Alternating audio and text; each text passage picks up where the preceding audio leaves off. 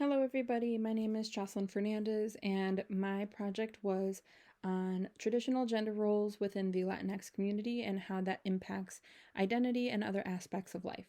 So, to start off, I want to kind of discuss the traditional gender roles posed to females in the Latinx community. One of them being a domestic role.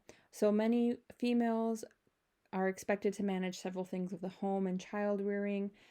That includes cooking, cleaning, instruction, and all of this is while maintaining a presentable appearance. So making sure that they're dressed appropriately, hair is done, makeup is done, and that the house and the children also look presentable as well.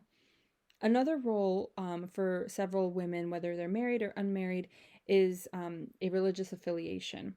Many Latinos practice similar traditions and similar religions. About 70% of Latinos are Catholic and another 23% are Protestant. And so both of these religions kind of teach similar practices in that women are submissive, that they're second to men, and they also should embody sexual purity. Oftentimes you'll see the Virgin Mary being kind of a symbol of purity for many women. You can see pictures and statues of the Virgin Mary in many traditional homes. Again, this is based on their religious beliefs, but it does also impact the gender roles experienced by females and the pressures that they might face.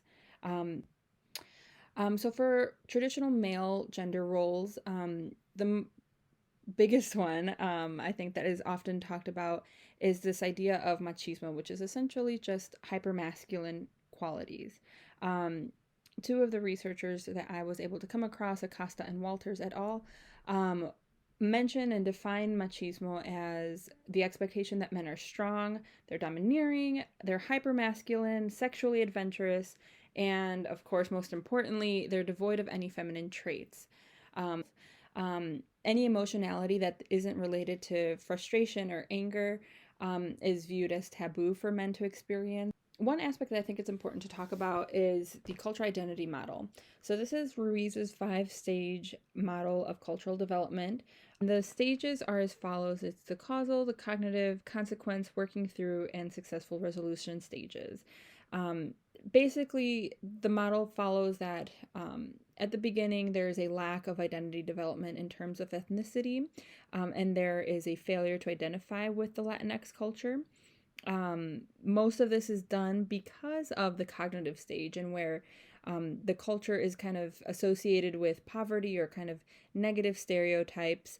And assimilation to the majority white culture is kind of a means of escape as well as a path to success. With that being said, there are a lot of consequences that do come from this. There can be feelings of shame when it comes to ethnic markers such as darker skin, last name, accent, anything that will kind of distinguish a person as being Latino. And so then there is kind of like a feeling of resentment towards one's own culture and a rejection of the Latinx culture. But everybody kind of comes to their own point where the psychological distress kind of becomes too difficult to cope with. And so there starts to be this integration of native culture, which would be the Latinx culture, as well as assimilating into the popular white culture, resulting in the successful resolution, right? There's an acceptance of one's ethnicity and culture, which improves self-esteem, and actually then is viewed as a positive and success promoting resource for the individual. Some of the challenges that individuals in the Latinx community might come across is, like I've mentioned before, stereotypes.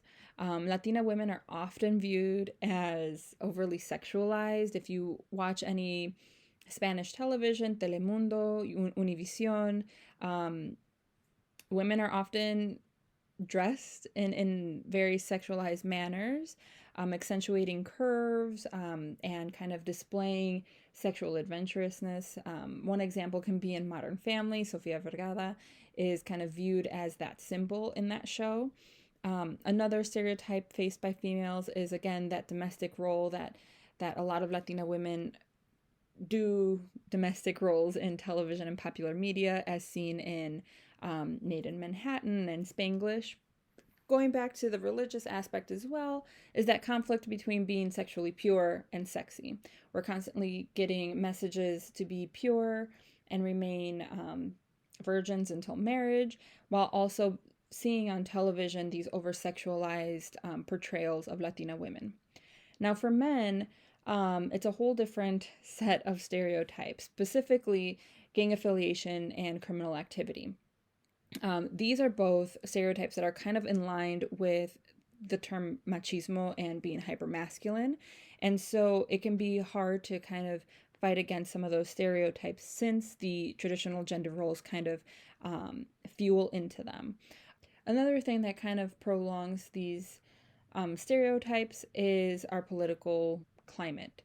There have been several claims that Latinos can be criminals, rapists, as viewed by the government in the last 4 years. And so discrimination against males has been higher in the last 4 years. Now, these challenges influence then how many Latinos cope with mental health.